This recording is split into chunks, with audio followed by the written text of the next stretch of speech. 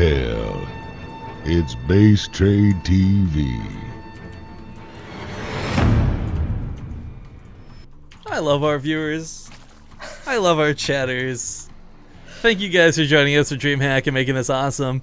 This is, of course, one of the more important matches towards the end of the group stage to decide who goes on to group stage number 3, I believe. Or at least this group, I should say. Because I'm not entirely 100% sure how seeding is going to work, if it directly moves on or what the deal is. But for now, spawning here in the top right corner of the map from Vega Squadron is a very aggressive player, the Yellow Zerg Revolver. And first step backward is who, yeah, which you two introduces the other. Bruh, you calm down. Shh, I'm introducing. Alright. From XMG, it's Lilbow. Alright, so guys, at the moment it's Rifkin, the Australian you hear is Zeph, and we got Zombie Guy kind of lurking around in the background. We're going to try and rock out of the TriCast. Maybe it works, maybe it doesn't. I'm going to sneeze. Maybe. Bless Sorry you. about that. Nice I forgot mute, buddy. that. Very professional. I forgot my microphone to you guys wasn't muted when I did that, and I apologize. Good start. Cool. Alright, so Revolver, actually, I want to talk a little bit about Revolver, because I think a lot of people know who Lilbow is. They've seen XMG before, whatever. But Revolver's a player that's kind of on Vega Squadron, a little bit the unsung hero. We got to see MMA actually lift off, take the gold base on Habitation Station versus him not too long ago for Zotac.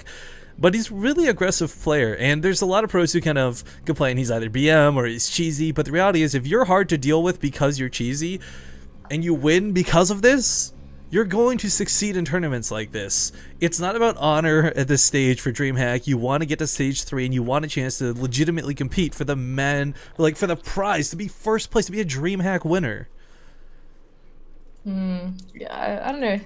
I think it's going to be pretty tough for Revolver. I think this match has already happened, kind of like our last one as well, and I believe Lilbow took that 2-0.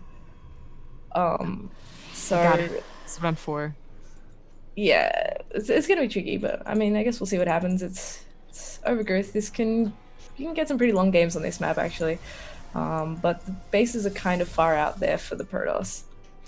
Well, actually, Zeph, because Zombie Grub and I have talked about this to death. I'm curious, because I imagine you probably haven't seen this map 500 times like we have.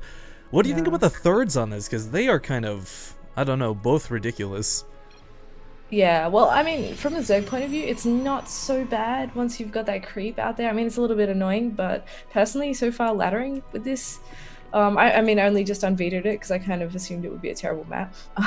But it hasn't been too bad. But I think certainly for a Protoss or someone who relies on having everything a bit more closer together, easy to SimCity and stuff, it's not going to go quite as well. But, you know, we'll see how Lilbow deals with it. Yo, you have no idea how many, like, everyone is complaining on my team that all these new maps are really great for Zerg. Just Zerg. It's No one else. The mentality is a Zerg player doesn't have to bunker up their third, right? Like the Protoss has to do SimCity with that cannon and the gateways. Terran have to put down depots and supply, the bunker behind them. Whereas for Zerg, you know, it's what Zeph said. It's about getting that creep spread up, having vision, knowing that your opponent's coming ahead of time to be in the position to defend your third. And I like taking the one up here because you'll see this opens either the pathway to the top left or it opens it towards the gold.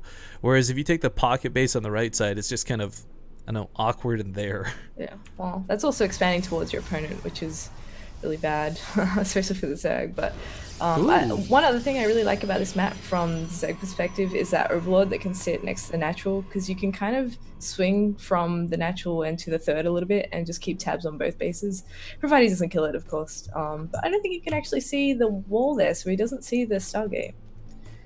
Yeah, I kind of oohed about it because I'm really curious what Lilbow's going to go with. I mean, you'll hear me fawn about it every time, but I really think Phoenixes are the better way to open if you're going to throw down that Stargate.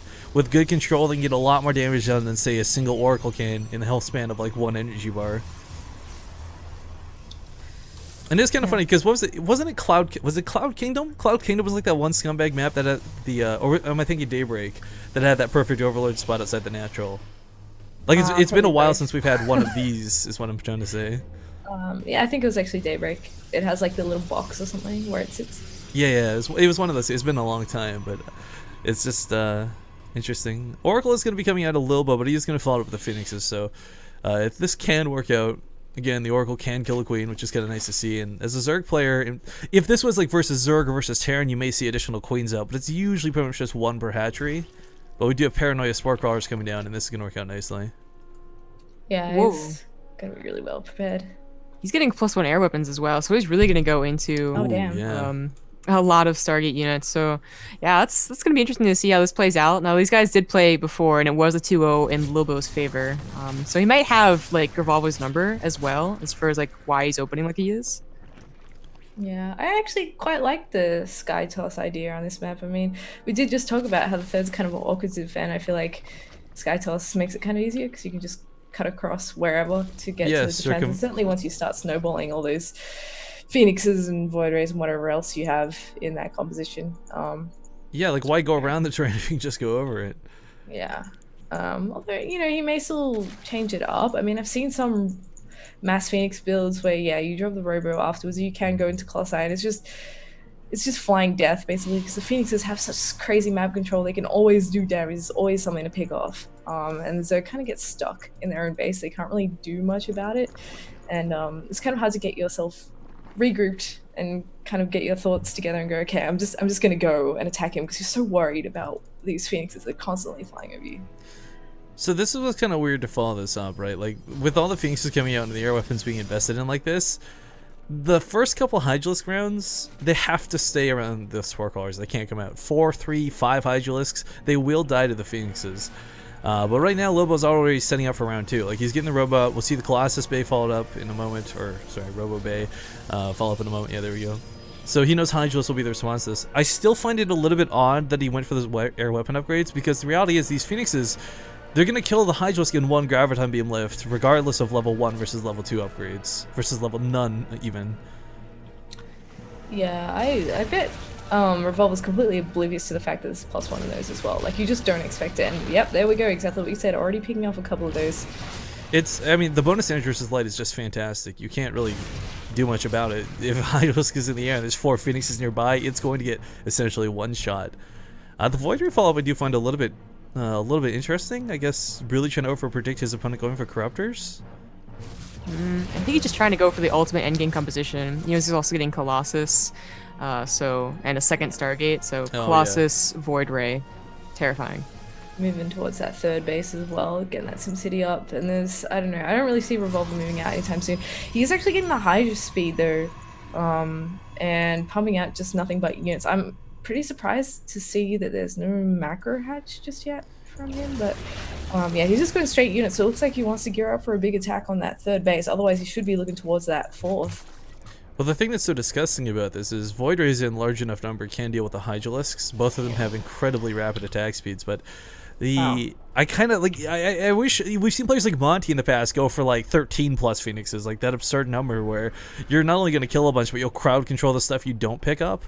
The Oracle's going to add a little bit of DPS as well, as it does do bonus damage versus light, which Hydralisks are, but I feel so much of this army is comprised on low amounts of units, where really they'd be much better in higher volume rather than, say, with upgrades or even with the Void Rays mixed in.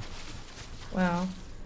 There's like very little out for the Protoss right now. This could be exactly, that's what I'm saying. If he gets a good position.